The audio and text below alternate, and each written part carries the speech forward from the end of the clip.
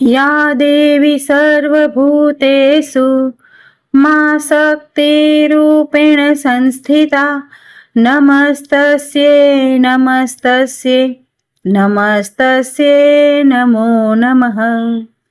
આજે શારદીય નવરાત્રિનો અંતિમ દિવસ છે અને નવરાત્રિના 9મા દિવસે માતા દુર્ગાની 9મી શક્તિ માતા સિદ્ધિદાત્રીની યથાવિધિ પૂજા અર્ચના કરવામાં આવે છે।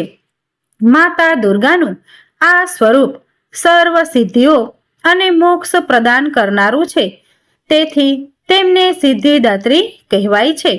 આ દિવસને મહાનવમી તરીકે પણ ઓળખવામાં આવે છે।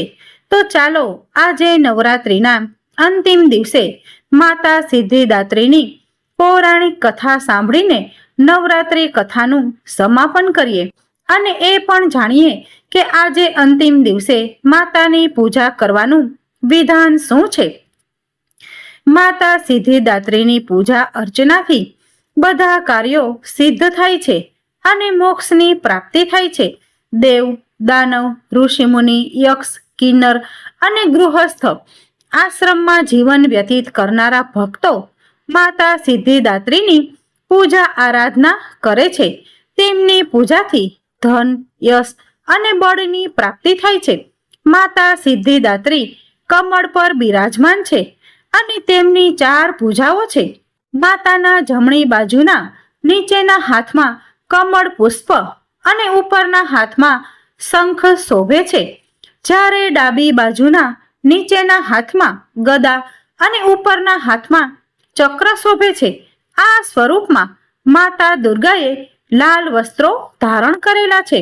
માતા સિદ્ધિદાત્રીની પૌરાણિક કથા શિવ પુરાણ અને દેવી ભાગવત અનુસાર ભગવાન શિવે માતા સિદ્ધિદાત્રીની કૃપાથી જ સિદ્ધિઓ પ્રાપ્ત કરી હતી। દેવીની કૃપાથી ભગવાન શિવનું અડધું શરીર દેવીનું થયું હતું, જેના કારણે તેઓ અર્ધનારીશ્વર તરીકે પણ ઓળખાયા। જ્યારે માતા કુષ્માંડાના સ્વરૂપમાં માતા દુર્ગાએ બ્રહ્માંડની રચના કરી, ત્યારે તેમણે પોતાની બધી સિદ્ધિઓ એટલે કે 8 મુખ્ય સિદ્ધિઓ અને 10 ગૌણ સિદ્ધિઓ ત્રિદેવ બ્રહ્મા, વિષ્ણુ અને મહેશને આપી। બ્રહ્મા અને ભગવાન વિષ્ણુને 8 મહાસિદ્ધિઓ અષ્ટસિદ્ધિ આપવામાં આવી, જ્યારે મહાદેવને 8 મહાસિદ્ધિઓ અને 10 ગૌણ સિદ્ધિઓ એટલે કે કુલ 18 સિદ્ધિઓ પ્રદાન કરવામાં આવી હતી। આ રીતે ત્રિદેવને બધી સિદ્ધિઓ આપનાર માતા દુર્ગા સિદ્ધિદાત્રી તરીકે ઓળખાયા અને નવરાત્રિના 9મા દિવસે તેમની પૂજા કરવામાં આવે છે। શારદીય નવરાત્રિના 9મા દિવસે બ્રહ્મ મુહૂર્તમાં ઉઠીને સ્નાન કરી શુદ્ધ થઈને સ્વચ્છ વસ્ત્રો ધારણ કરીને ગંગાજળ કે ગૌમૂત્રથી ઘરને શુદ્ધ કરો। પછી કળશ પૂજન કરો અને દેવી સિદ્ધિદાત્રીનું ધ્યાન કરો।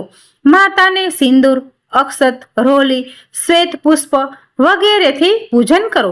ત્યારબાદ સફેદ રંગના વસ્ત્રો અર્પણ કરો। માતાની સમક્ષ ધૂપદીપ પ્રગટાવો અને મિષ્ટાન, પંચમેવા, ફળ અર્પણ કરો। માતા સિદ્ધિદાત્રીને 9 રસયુક્ત ભોજન, 9 પ્રકારના પુષ્પો અને 9 પ્રકારના ફળો અર્પણ કરવા જોઈએ। પછી માતા સિદ્ધિદાત્રીની આરતી અને સ્તુતિ કરો। આ દિવસે માતાને મોસમી ફળો, ચણા, પૂરી, ખીર, નાળિયેર, હલવો વગેરેનો ભોગ અર્પણ કરી શકાય છે। એવું માનવામાં આવે છે કે આ ચીજોનો ભોગ લગાવવાથી માતા પ્રસન્ન થાય છે। આ દિવસે ઓમ દેવી સિદ્ધિદાત્રી નમઃ મંત્રનો જાપ કરીને માતાનું ધ્યાન કરવું જોઈએ। ઘણા ભક્તો 9મીના દિવસે કન્યા પૂજન પણ કરે છે। જો તમારા ઘરમાં પણ 9મીના દિવસે કન્યા પૂજન થાય છે તો તમે દેવી દુર્ગાના સ્વરૂપ તરીકે કન્યાઓનું પૂજન કરી શકો છો। 9મીના દિવસે યજ્ઞ અને હવનનું પણ વિશેષ મહત્વ છે। જો શક્ય હોય તો તમે તમારા ઘરમાં કે આસપાસના લોકો સાથે મળીને નાનો હવન કરી શકો છો। તમે કોઈ સુયોગ્ય બ્રાહ્મણને આમંત્રિત કરીને યજ્ઞ હવન કરાવી શકો છો. હવનમાં બધા દેવી દેવતાઓના નામની આહુતિ આપવામાં આવે છે. દુર્ગા સપ્તસતીના તમામ શ્લોકો સાથે માતા દુર્ગાના નામે આહુતિ આપવામાં આવે છે. સાથે જ દેવીના બીજ મંત્ર ઓમ હ્રીમ ક્લીમ ચામુંડા વિચે નમઃ નો 108 વાર જાપ કરીને આહુતિ આપવામાં આવે છે. પછી આરતી કરવામાં આવે છે. હવનની ભસ્મને તમે તમારા કપાળ પર લગાવી શકો છો, કારણ કે તે શુદ્ધિનું પ્રતીક છે, જેનાથી મનમાં રહેલા દુર્ગુણોનો નાશ થાય છે અને મનની શુદ્ધિ થાય છે.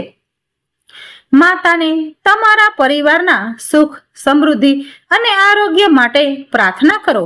માતાનો આશીર્વાદ લઈને કન્યા પૂજન શરૂ કરો. માતા સિદ્ધિદાત્રીને ભોગમાં હલવો, ખીર, ચણા અર્પણ કરવા જોઈએ. કન્યાઓ સાથે એક બટુક ભૈરવ પણ રાખવામાં આવે છે. ત્યારબાદ નવરાત્રિના ઉપવાસનું પારણું કરો. કન્યા પૂજનથી માતાની વિશેષ કૃપા પ્રાપ્ત થાય છે અને ઘરના બધા સભ્યોની ઉન્નતિ થાય છે. નવરાત્રિમાં નવદુર્ગાના 9 સ્વરૂપોની પૂજા આરાધના કરીને સિદ્ધિદાત્રી માતાની ઉપાસના પૂર્ણ કર્યા પછી વ્યક્તિની લૌકિક અને પરલૌકિક બધી જ કામનાઓ પૂર્ણ થાય છે. માતા સિદ્ધિદાત્રીની કૃપાથી ભક્તના મનમાં કોઈ પણ એવી મનોકામના બાકી રહેતી નથી. જે તે પૂર્ણ કરવા માંગે તે બધી સાંસારિક ઈચ્છાઓ અને જરૂરિયાતોથી ઉપર ઉઠીને માતા ભગવતીના દિવ્ય લોકોમાં માનસિક રૂપે વિચરણ કરતા અસીમ કૃપા પ્રાપ્ત કરે છે. આ પરમપદ પ્રાપ્ત કર્યા પછી તેને અન્ય કોઈ વસ્તુની ઈચ્છા રહેતી નથી. દુર્ગા દેવી ભગવાન શ્રી કૃષ્ણની આહલાદિની શક્તિ શ્રી રાધાની છાયા તરીકે ભૌતિક જગતમાં પ્રવેશ કરે છે અને ભગવાનની આજ્ઞાથી આ ભૌતિક સંસારને નિયંત્રિત કરે છે. તેઓ સિંહ પર સવાર હોય છે અને તેમના 10 હાથ હોય છે, જે 10 પ્રકારના સકામ કાર્યોનું પ્રતીક છે. તેમના હાથમાં ધારણ કરેલા શસ્ત્રો અને સર્પકાળનું પ્રતીક છે. દુર્ગા દેવી આ ભૌતિક સંસાર રૂપી દુર્ગ એટલે કે કિલ્લાની અધ્યક્ષા છે, જેમાં બદ્ધ જીવાત્માઓ ભૌતિક પ્રકૃતિના 3 ગુણોની બેડીઓમાં બંધાયેલા હોય છે. તેમનું ત્રિશૂળ આધિદૈવિક, આધિભૌતિક અને આધ્યાત્મિક કષ્ટોનું પ્રતીક છે. આ કષ્ટો દ્વારા દુર્ગા દેવી જીવાત્માઓને એ સમજાવે છે કે આ ભૌતિક સંસાર તેમનું વાસ્તવિક ઘર નથી અને તેમણે ભગવાનની શરણે જઈને ભગવત ધામ પાછા ફરવું જોઈએ. આજે નવરાત્રિના અંતિમ દિવસે અમે દેવી દુર્ગાથી તમામ માટે પ્રાર્થના કરીએ છીએ કે તેઓ તમને બધા પ્રકારના ભૌતિક સુખ, સમૃદ્ધિ અને શાંતિ પ્રદાન કરે, તેમજ બધા પ્રકારના કષ્ટો અને સંકટો દૂર કરે. સાથે જ પરમ ભગવતી નવ દુર્ગાની શુદ્ધ ભક્તિ અને સેવા કરવાની આધ્યાત્મિક શક્તિ પણ પ્રદાન કરે, જેથી તમે તમારા જીવનનું વાસ્તવિક લક્ષ્ય પ્રાપ્ત કરી શકો.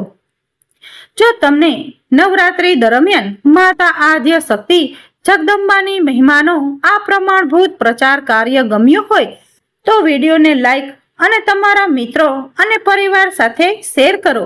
અને ચેનલને હજી સુધી સબસ્ક્રાઇબ નથી કરી તો ચેનલને સબસ્ક્રાઇબ કરી નોટિફિકેશન ઓન કરી દેજો, જેથી આવનારી કથાઓની માહિતી આપ સુધી તુરંત પહોંચે.